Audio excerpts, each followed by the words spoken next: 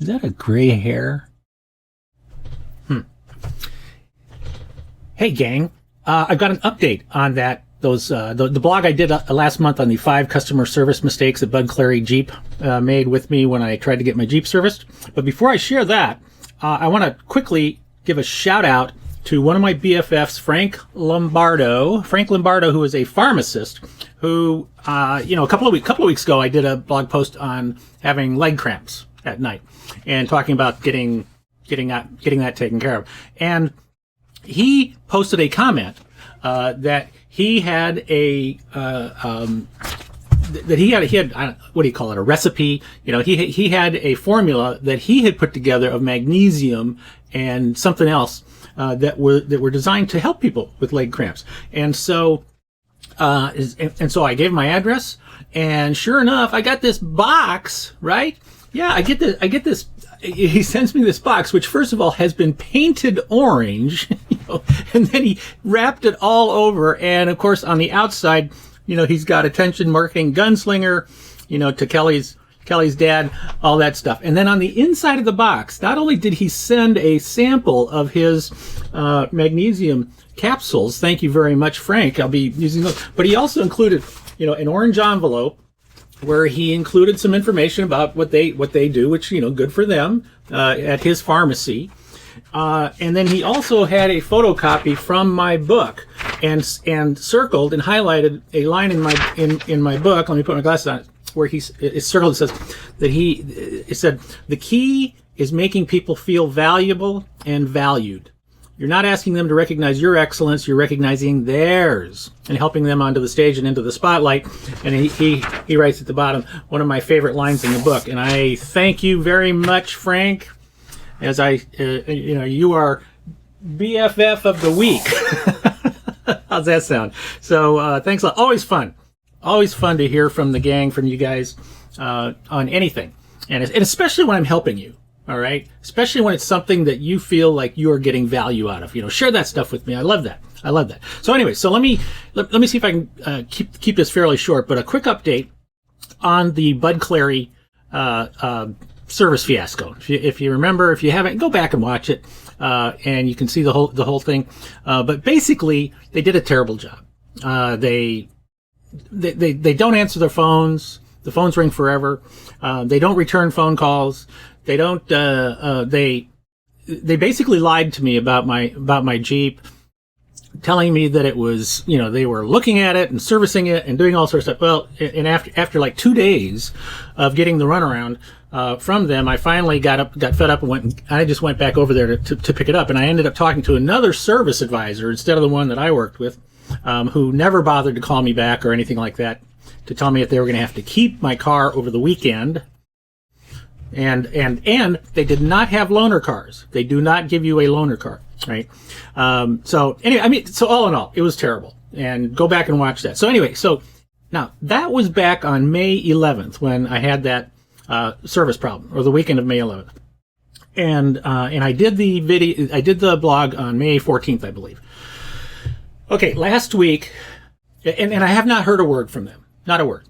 And in the meantime, I did go get my Jeep fixed, which I will tell you about here in just a second. But I finally get in the email, a survey from Bud Clary, a satisfaction survey, right? And you can imagine what I said in that satisfaction survey. Basically what I did was I just went down the list, and all of the questions that are, rate us 1 to 5, 1 to 5, 1 to 5. I just gave 1, 1, 1, 1, 1, 1, all the way down to the bottom. And then when it came to where it said, what comments do you have? All I did was put the link into my blog post, right? So the next day, the very next day, which was on July 15th, all right? This is July 22nd when I'm doing this right now. So on July 15th, I get the survey. On July 16th, somebody from Bud Clary makes a comment goes to the website.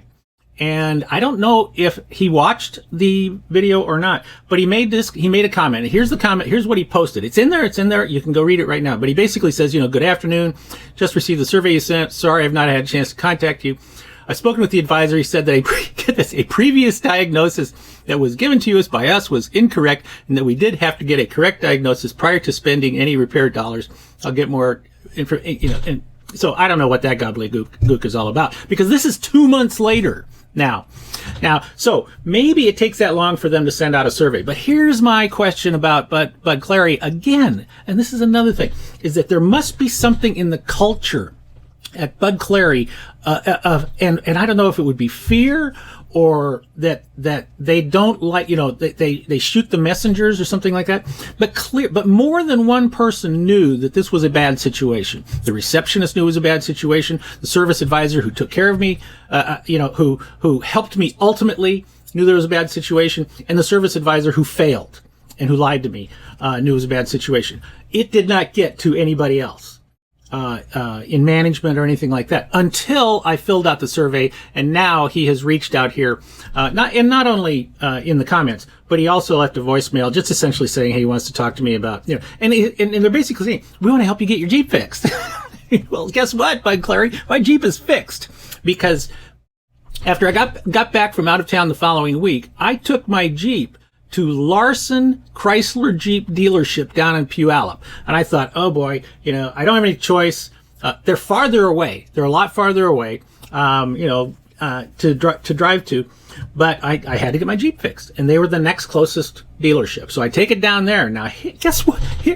This is unbelievable. Number one, they answered their phone in a timely fashion. I don't think in all the times that I called, it had to ring more than maybe 3 or 4 times before somebody answered the phone. And even when the receptionist answered the phone and said, oh, I'll connect you with service picked up the phone almost immediately. Okay? Not once when I called Bud Clary. First of all, I had a hard enough time getting anybody to answer the phone at all. And it would ring 30 times. And then when somebody finally would answer it, and it was never somebody in the service department. And then they would transfer me to the service department. They would never pick up. So, number one. So here at Larson Jeep dealership, thumbs up to Larson, they answered their phones. Boy, there's a crazy one, right? Number two, when I took my Jeep in to get fixed, they were happy to give me a loaner.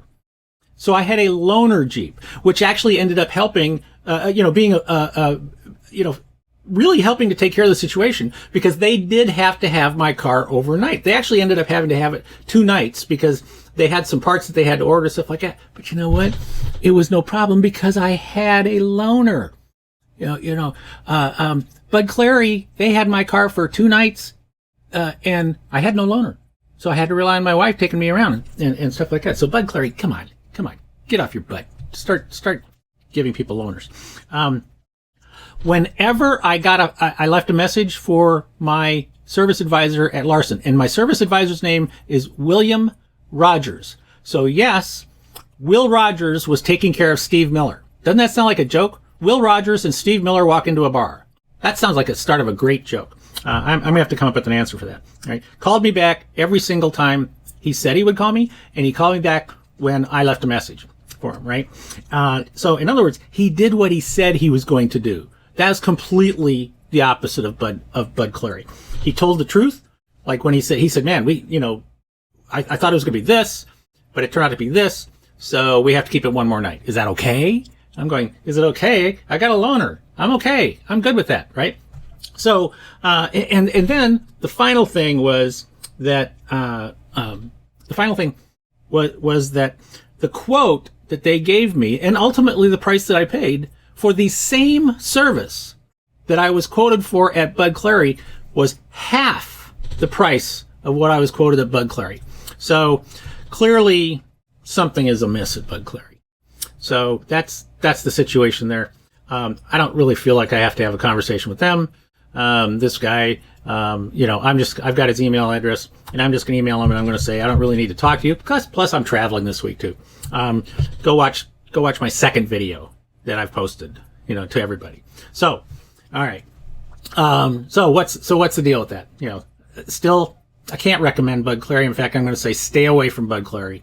And thumbs up to Larson Chrysler Jeep down in Puyallup.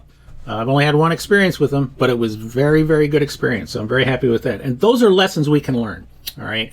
And you know what? If something goes wrong, you better have a culture where the information is shared within your business. All right, that they're not afraid to share it with the boss. But apparently that's what it is over at Bud Clary, and that's too bad. But I was taken they took really good care of me at Larson, and I will go back there again. And my expectation will be that I will have a good experience with them again. Now, they could prove me wrong, but right now, I'm a happy camper. Take a lesson from that. Thanks for watching again. This is Steve Miller, better known as Kelly's dad, marketing gunslinger. I'll be back again next week with another Uncopyable Business video. And in the meantime, always remember, be uncopyable. See ya.